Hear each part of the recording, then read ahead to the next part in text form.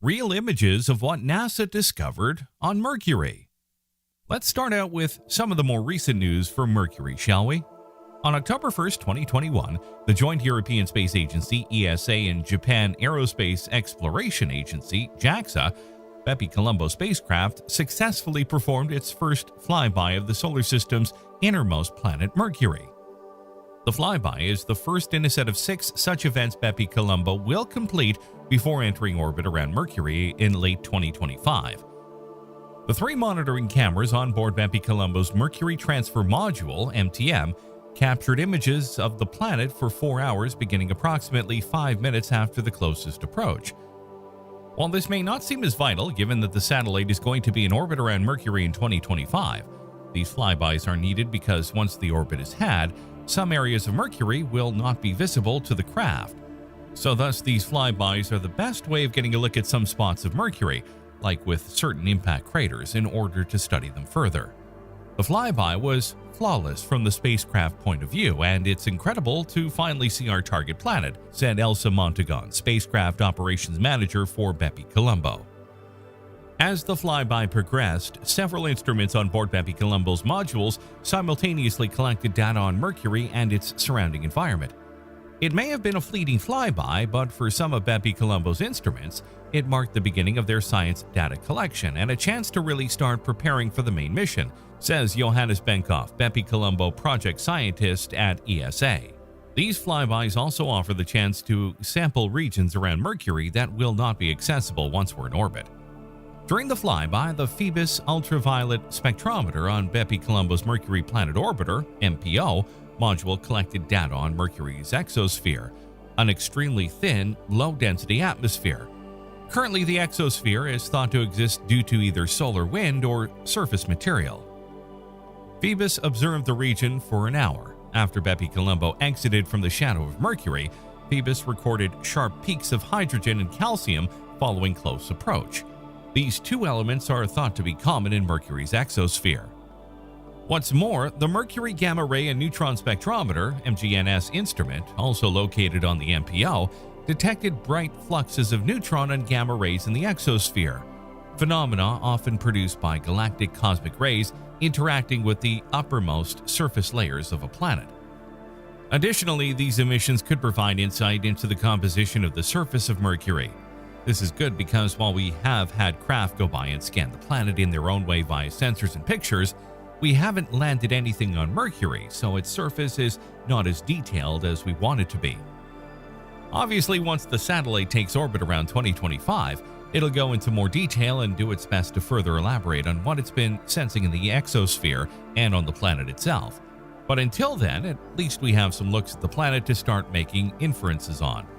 Due to Mercury's close proximity to the Sun, one might expect the planet to be often blasted with solar wind that is ejected from the Sun's corona.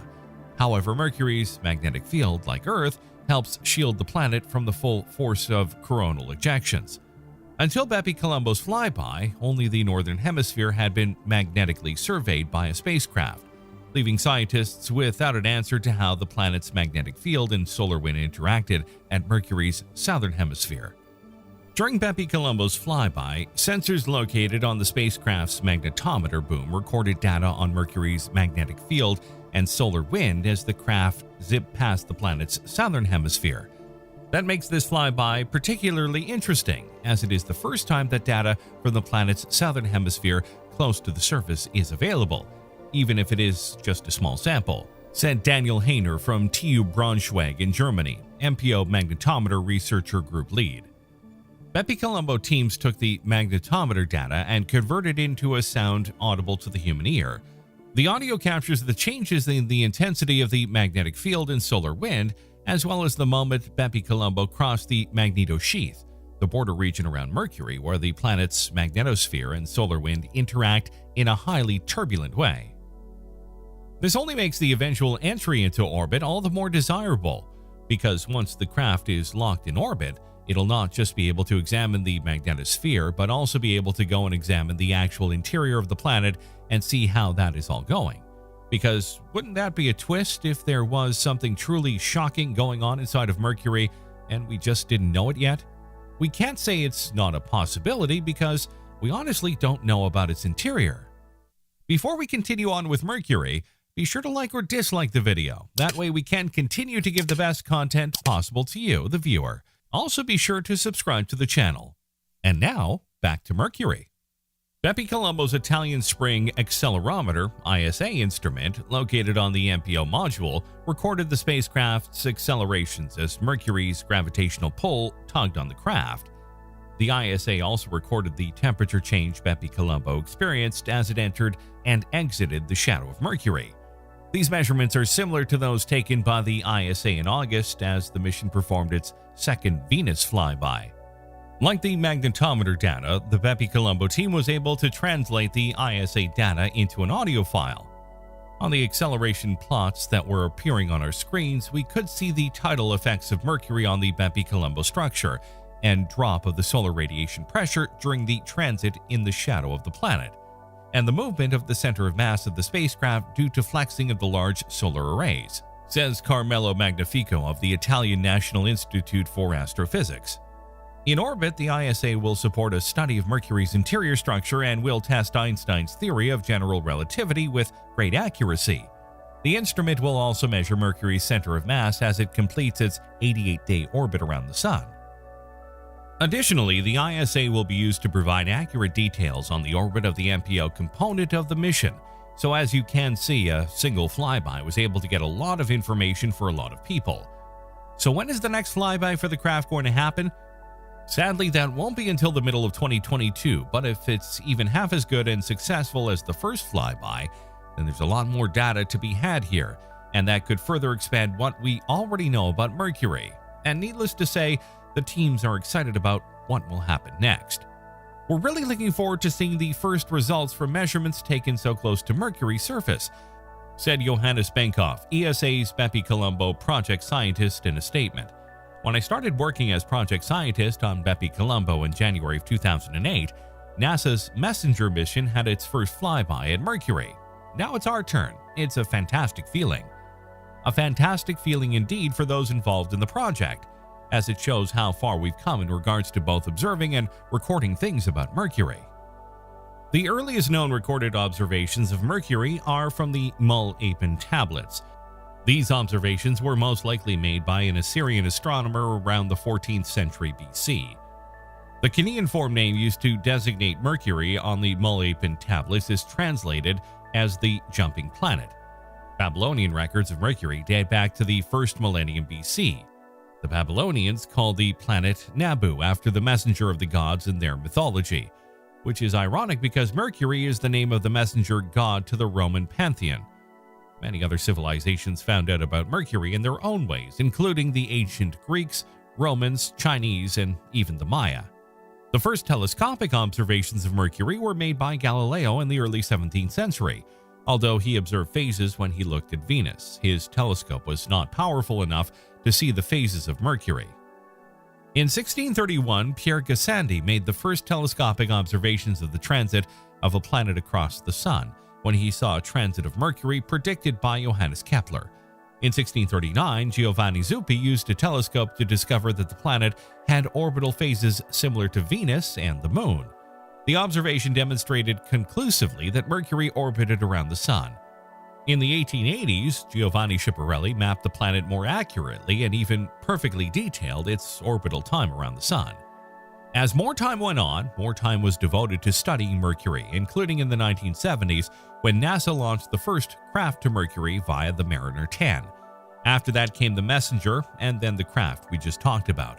So we've been trying to observe Mercury for some time, as you can see. Mercury is a very interesting planet in a whole host of ways, but not the least of which is because of the fact that it is indeed the closest planet to the Sun. Because of this, it has certain perks as well as disadvantages. First and foremost, it's the closest planet to the Sun because it's only 29 million miles from the Sun at its closest. Now, yes, I'm sure that this seems like a long distance, but when you're talking about the Sun, a sun that is 860,000 miles in diameter, that's not as far as you think.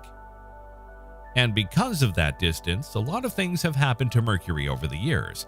For example, one look at older new shots of Mercury, and you'll see that not only is it barren, It's absolutely peppered with craters from objects crashing into it over the course of many years. There are some who even liken it to our own moon because of how the craters look and how numerous they are. The other big thing about Mercury is that it's really hot there, and cold there as well, so any notions of trying to colonize it or finding signs of life there from the past, like we're trying to do with Venus, is literally slim to none. Not impossible based on some scientists' measurements, but slim. The surface temperature of Mercury ranges from 100 to 700 Kelvin, minus 173 to 427 degrees Celsius, minus 280 to 800 degrees Fahrenheit, at the most extreme places. The irony, though, is that while life may not live there, many scientists believe that water does have a chance of being there. How is that possible? There are spots in craters that are never exposed to sunlight, and thus there could be ice water on Mercury waiting to be found. Perhaps with a certain satellite that'll be orbiting the planet in a few years. Regardless, what's been going on with Mercury over the last few decades is that we've been getting closer and closer to it in order to figure out the finer details of the planet. Though it may be the smallest planet in our solar system, sorry Pluto, it's still full of mysteries and questions that need to be answered. And if we can't go there personally, we'll settle for machines going and doing the work for us, whatever it takes to get the answers, right? Real images of what NASA discovered on Venus. Right now, the two planets getting the most attention in our evening sky are the gas giants of the solar system. Saturn, which through even a small telescopes boasts a spectacular system of rings, and Jupiter, which features a large disk crossed by gaseous bands and a retinue of 4 bright satellites that change their positions relative to each other from hour to hour and night to night. Both planets are readily visible in the southwestern evening sky soon after nightfall. And yet both these behemoths are far inferior in brightness to the brightest planet in the sky, Venus. That's right, our sister planet is so bright right now that depending on where you are in the world, you can see it before the sun sets. As Venus travels around the sun inside Earth's orbit, it alternates regularly from evening to morning sky and back, spending about 9.5 months as an evening star and about the same length of time as a morning star. This dual identity is actually a deep part of its history and discovery, because due to how Venus was perceived in the sky, the Greeks thought that it wasn't a planet, but 2 different stars. It wasn't until Pythagoras that we realized that they were actually the same thing, and not a star, but a planet. And once Galileo got time to observe the planet, he further confirmed what it was and helped displace the very much held belief that Earth was the center of our universe. Definitely not. Now that we've honestly gotten the chance to observe Venus more with modern technology, what are some of the things that we've honestly found on the planet? A big thing is that of craters. One of the more imposing ones that people can't help but take a look at is the Meade crater. This impact crater is so large that it has a diameter of 168 miles. But even though we know that much of what you see was made because of a large asteroid impacting the surface, that doesn't mean that everything is solved. Because, as certain pictures show, there is a bright coloration on the impact site that may have a different origin than originally perceived. The 2 likely options are that there was lava that hardened within the crater, possibly from the impact of the asteroid. Or when the asteroid hit, it was able to kick up a lot of particulate matter that fell down into the crater, and thus because some of these bright areas that we see now. Hence why we need to further study Venus, so we can figure out more about these craters, their origin, why they are the way they are, and so on. When you think about Earth, it has many things that can shape the land, and one of them is volcanoes. They literally create islands when they erupt out of the ocean, and they can cause widespread destruction when they're erupting above the waters, like with Pompeii or Montana. Yet did you know that Venus has a lot of volcanoes as well? To the extent that there are apparently just as many volcanoes on Venus as there is on Earth. What's more, it helped make the planet what it is today. Much of the Venusian surface appears to have been shaped by volcanic activity in some way, shape, or form. Venus has several times as many volcanoes as Earth, and it has 167 large volcanoes that are over 100 kilometers or 62 miles across. The only volcanic complex of this size on Earth is the Big Island of Hawaii, 154. This is not because Venus is more volcanically active than Earth, but because its crust is older. Earth's oceanic crust is continually recycled by subduction at the boundaries of tectonic plates and has an average age of about 100 million years, whereas the Venusian surface is estimated to be 300 to 600 million years old. The volcanic activity is also believed to be a major reason that the atmosphere is what it is today. Furthermore, unlike Earth, there is no water to hide the volcanoes. Many of Earth's volcanoes are underground, and as a result of that, they aren't fully noticed until they erupt and spring out of the water to create islands like Hawaii and others. But on Venus, they're just there, and there are plenty of pictures showcasing these volcanoes and their impressive size. Oh, and the biggest volcano on Venus? It has a height of being 5 miles above the surface. What's more, it's still said to be incredibly active. Imagine if that thing blew up on Venus and we were able to watch it. That would be quite a sight indeed. Before we continue on with what we found on Venus, be sure to like or dislike the video so that we can make the best content we can for you, the viewer. Also, be sure to subscribe to the channel. One of the biggest questions that have been put out about our sister planet is the question of life. For example, modeling studies have suggested that ancient Venus had big oceans and a clement climate that might have persisted for several billion years.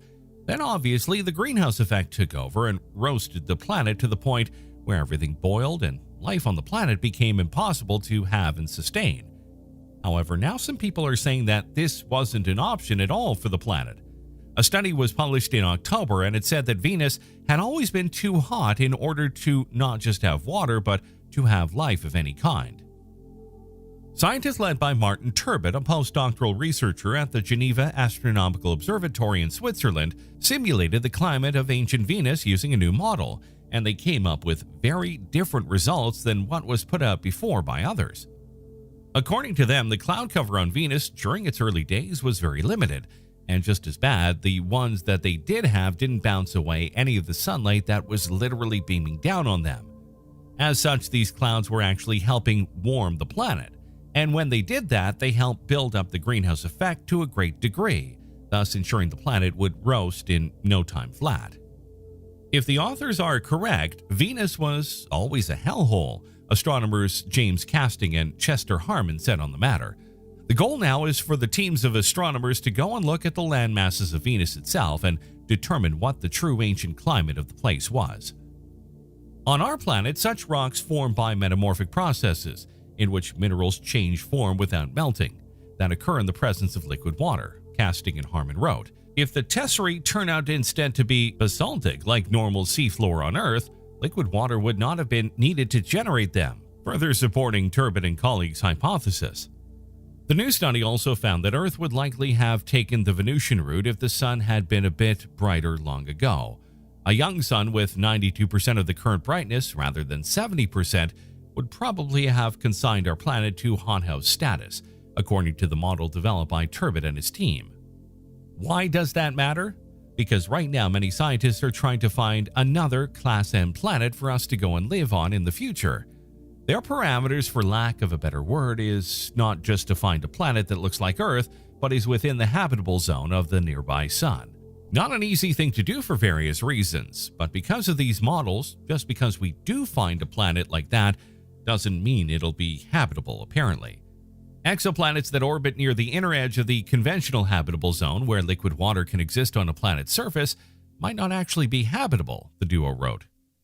And if that is true, then Venus might have just opened our eyes not just to the uniqueness of our own planet compared to other habitable planets out there, but it gives us a chance to go and change our parameters for future colony sites, as well as ensure that we study planets thorough despite how they might appear to ensure that we don't choose the wrong planet to colonize.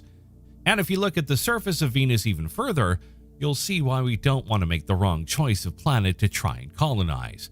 Because Venus is truly littered with impact craters that showcase just how unprotected the planet was from cosmic bombardment. For example, the Dixon crater is 44 miles across and has a very deep hole where the projectile hit so long ago. But putting that one to shame is the Isabella crater, which is over 100 miles in diameter, second only to the Meade crater we talked about earlier. While it's true that Venus isn't likely to get bombarded like before, that doesn't mean it won't happen.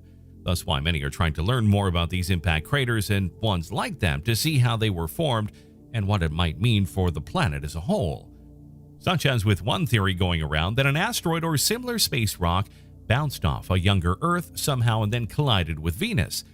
Given the constant shifting of the universe during the stated creation, that wouldn't be the most outlandish theory out there. But that's one of the things about Venus. There are a lot of theories out there, but few answers that truly answer the big questions. But in 2028, that is aiming to change with the Veritas probe that will be launched at Venus.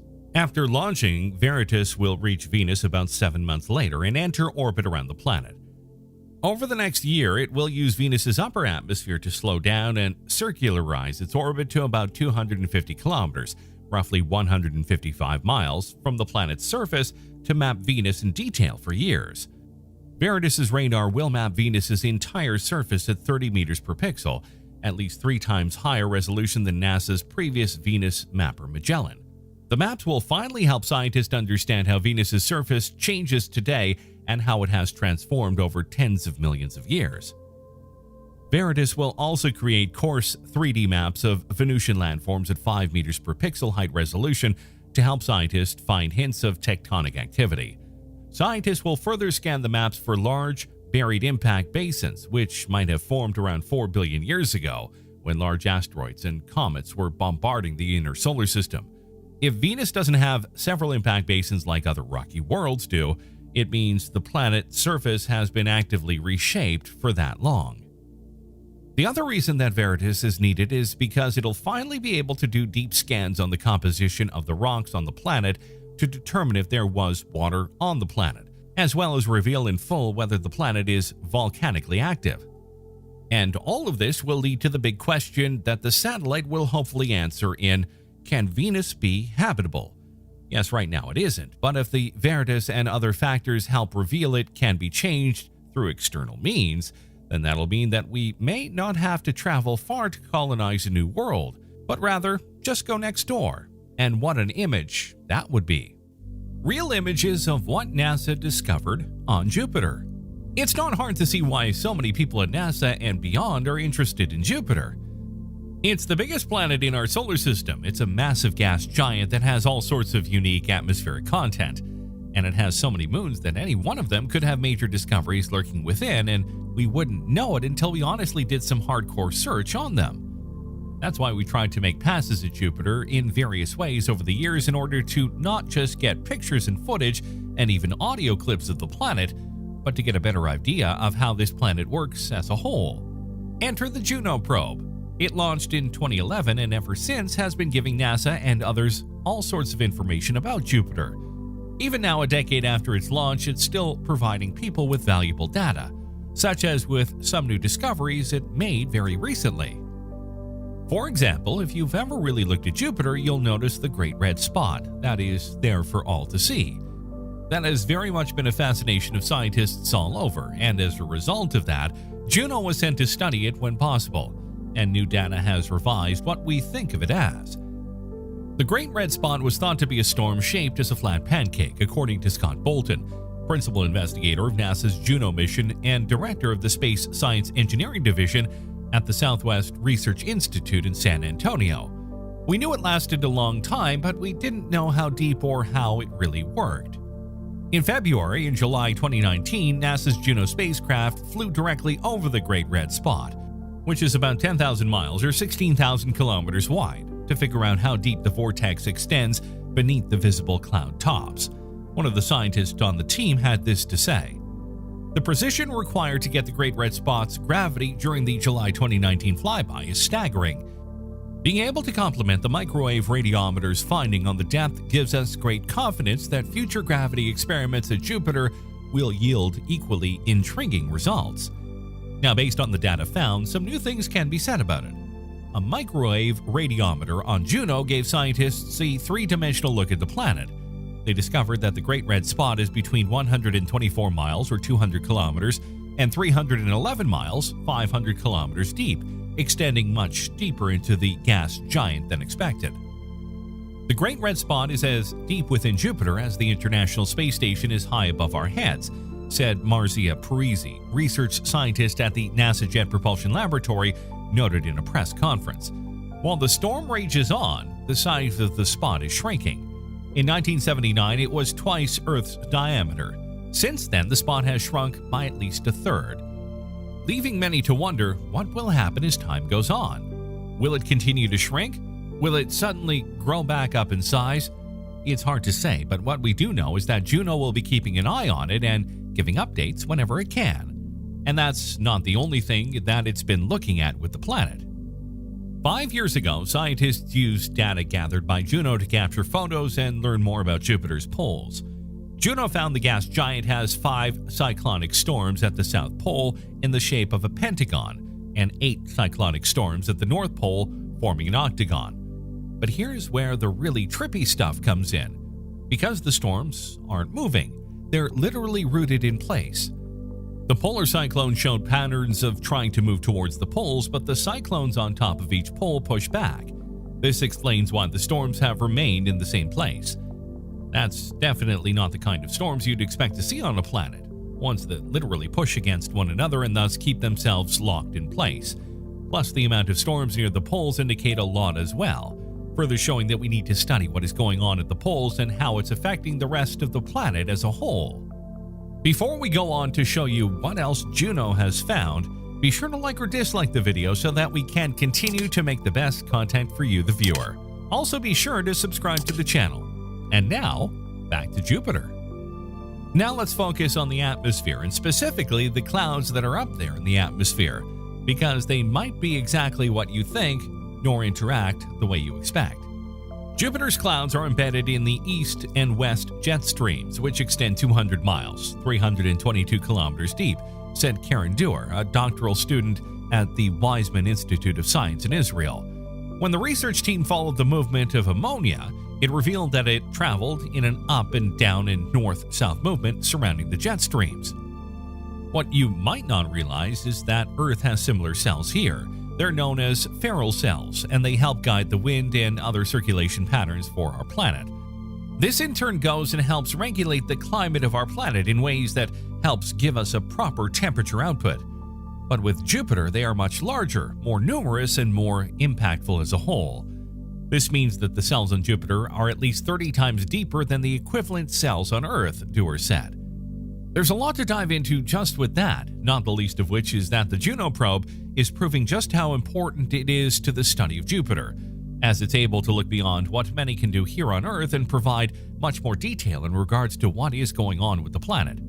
Scott Bolton, the principal investigator of Juno from the Southwest Research Institute, SWRI, in San Antonio, said, "Previously, Juno surprised us with hints that phenomena in Jupiter's atmosphere went deeper than expected. Now we're starting to pull all these individual pieces together and getting our first real understanding of how Jupiter's beautiful and violent atmosphere works in 3D. Just to be clear, he really does mean violent, because the Great Red Spot and the storms at the poles aren't the only things that Jupiter has going on. Jupiter has both cyclones, which circulate clockwise, and anticyclones, which circulate counterclockwise. Juno discovered that cyclones have warmer air and lower density at the top, with cooler air and higher densities at the bottom. Anticyclones display the opposite characteristics, with colder air on top of warmer air. So they truly are polar opposites of one another, and that makes it all the more intriguing that Jupiter doesn't just happen, but they happen in bulk, apparently. Another reason to keep going and studying Jupiter to see what we can figure out. Sticking with what's going on in the atmosphere, let's talk about the auroras that are on Jupiter. Not surprisingly, they are very much like the ones we have here on Earth, with one major difference, of course, that being that the ones on Jupiter are much more powerful than ours. How much more powerful? Well, the ones that we know about are said to be so supercharged with power that they can go and power up all of humankind's cities for a brief period of time. That's a lot of power. The mystery goes deeper than that, though, because while we know that these auroras form on the poles of the planet, scientists aren't exactly sure how they're formed. They believe it's because of the atmospheric conditions of Jupiter and how they release supercharged particles that eventually go and collide with one another in order to create the aurora in question. There's definitely further study needed on these entities, especially if they might tell us even more about our own planet's auroras and how we can better examine them. But of course, it's not just the planet itself that is worthy of study, it's the moons. We finally know what the north pole of Jupiter's moon, Europa, looks like, from a distance at least. The image was taken from nearly 50,000 miles away while Juno was performing its primary mission to examine Jupiter's atmosphere. The view will improve next year when the spacecraft zooms only a few hundred miles above that same region, Juno principal investigator Scott Bolton revealed. This is a tantalizing example and a taste of what to come. Europa is a popular destination that has been imaged by spacecraft many times. The first close-up views were from NASA's twin Pioneer and twin Voyager spacecraft in the 1970s, revealing an icy surface scarred by cracks. Even more detail came during the Galileo mission, which orbited Jupiter and its moons between 1995 and 2003. As you can see, the Juno probe has done a lot for NASA scientists over the years, which is why it shouldn't be too surprising that they've extended the Juno probe's mission to 2025. That's another 4 years or so of information on Jupiter that can do wonders for the scientific community. But for some out there, they might not see the point in this. Why should we go and study Jupiter to this degree? Why do we care about the Great Red Spot or these anticyclones, or what the North Pole of one of their moons looks like? Why should we care about that at all? The answer is that the more information we have about the planet, the more we can see what we can do with it in the future. The goal for humanity for a long time is to go and explore the stars and colonize other worlds and moons. And while Jupiter itself may not be a hospitable place for people to go and live, as it doesn't have a ground as far as we can tell, it does have plenty of moons, many of which have been deemed viable candidates for us to potentially land on. But given that, we'd still be very close to Jupiter. It's important to know about what the planet is like, what it's truly made of, and how its fields and atmosphere affect the nearby moons. Because if we don't know those basic things, we're going to be in serious trouble. And who wants that? Just as important, though, is the fact that the more we study this gas giant, the more we're likely to have an understanding of future gas giants, not just in our solar system, but in ones that we look at in space. Knowing what we have close to us is vital as we expand our gaze and reach and locate other gas giants, because that means we'll have a basis of what we think is out there, and then can alter and fine-tune our thoughts as we go on. Plus, it's fun. The Juno probe is literally being our eyes and ears out in space, and if it wasn't for that probe, we wouldn't know half or even a quarter about Jupiter as we do now. So why go and continue studying Jupiter? The better question is, why not?